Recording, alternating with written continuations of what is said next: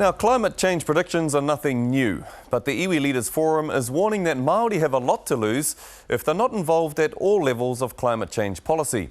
The Forum's Climate Change Working Party wrapped up a series of hui around the country this week, and shortly we'll be joined by Chris Inslee, spokesperson for the group, to discuss the outcomes. But let's look at what's at stake.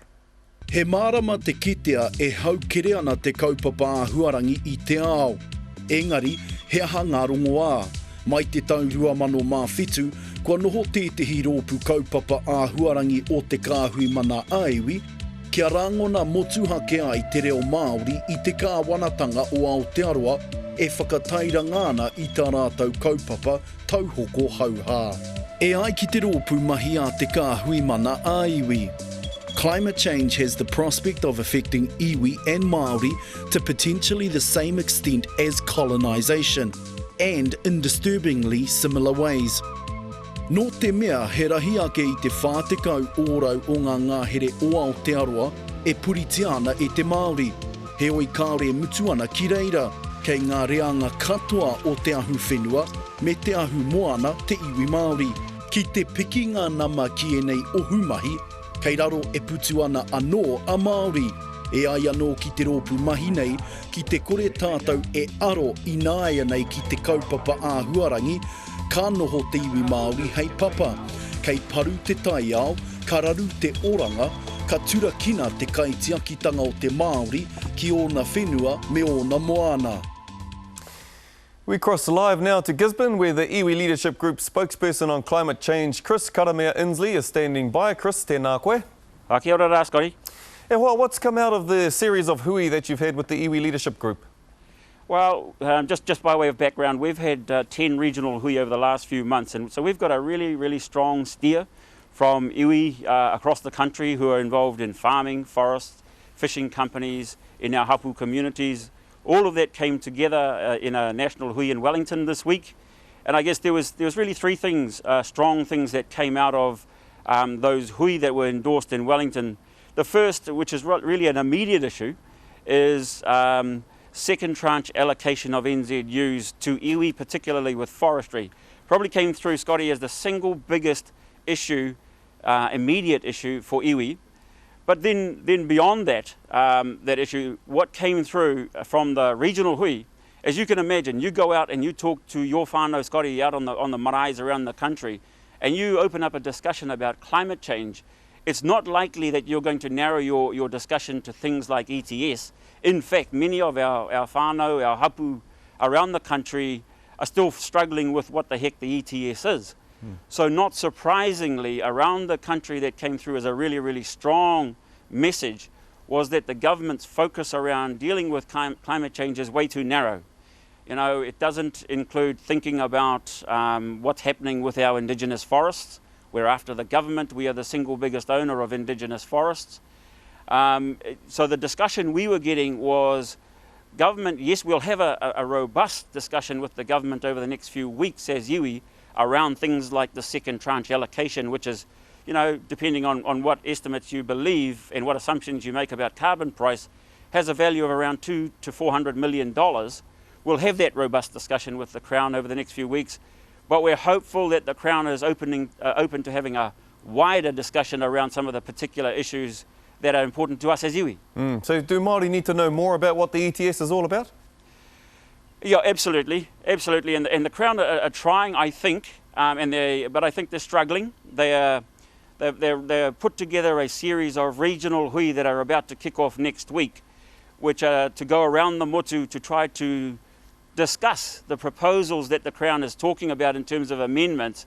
But again, I make the point that the discussion that they're going to have in the next few weeks with our people is very narrowly focused around the ETS. I think the discussion has got to be far wider.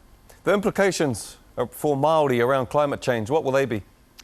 Well, I think they are significant. The climate change presents for us as Iwi Māori, it presents a whole lot of risks in terms of these deforestation liability issues, particularly in forestry. Scotty, you'll be familiar, I expect, with these issues, especially around the CNI. There are all those big deforestation liability risks, and working through how those iwi are not, if you like, disproportionately exposed to those risks. But equally, the climate change program through the ETS will present a whole lot of new business opportunities for us as Iwi Māori. Now, you know, these are things like carbon forestry, renewable energy, trying to find ways to invest in new technologies for our Māori farmers to reduce emissions from our farms. There are an enormous amount of business opportunities, but the challenge that I pose to the Crown is that making sure that we as iwi, if you like, are privy and party to any discussions around those business opportunities. You know, and just to give a sense for us as Māori, what those business opportunities represent for us going forward, especially over the medium to long term, I estimate that the value of those opportunities to us is somewhere between 500 million to $1 billion of value. And there's a really important point to make here, Scotty, that I think, and that is that we as iwi Māori, you know, we are tangata whenua of New Zealand. Any of the investment that we might generate through these new business activities will stay in New Zealand, and therefore it's not just good for iwi Māori, it's good for New Zealand. Katoa. The group's compared the impacts of climate change on Māori to colonisation. What do you mean by that? Well, look, I think the particular issue there around that remark is that we are being disproportionately impacted by some of the policy, and it's especially in the forestry area, where iwi Māori do carry a disproportionate share of that burden in those deforestation liabilities, which are significant for us. So, you know, one of the key challenges I, you know, put to the Crown is, it's a point of principle really, and that is that iwi Māori are treated fairly and equitably, and we do not bear any kind of disproportionate burden in terms of policy rollout. And what does the group want to achieve? Chris, after all of this, what does the group actually want to achieve? And are your goals realistic in terms of what the economic climate is at the moment around the world, and indeed in New Zealand? Ka pai. In terms of what iwi, through the Iwi Leadership Group, want to achieve, firstly it's a point of principle, and that is that we are treated fairly and equitably.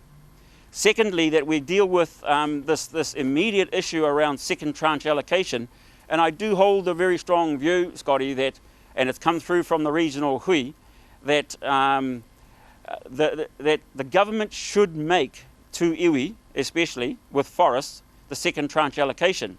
Now, the second part of your question, is it realistic? Now, we're absolutely cognizant of the difficult times that we as an economy face in New Zealand, and which is related to what's going on around the world. We understand that.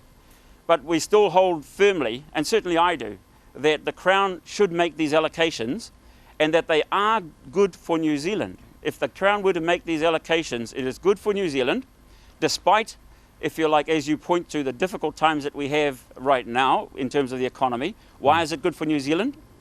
If the Crown, let's assume that the Crown make these allocations, $200 to $400 million over the next few weeks and months for the second tranche allocation, you know, Scotty, like I do, we as iwi Māori, we will reinvest those funds in time back into our communities, into our various businesses, into our regional economies, and therefore our national economy.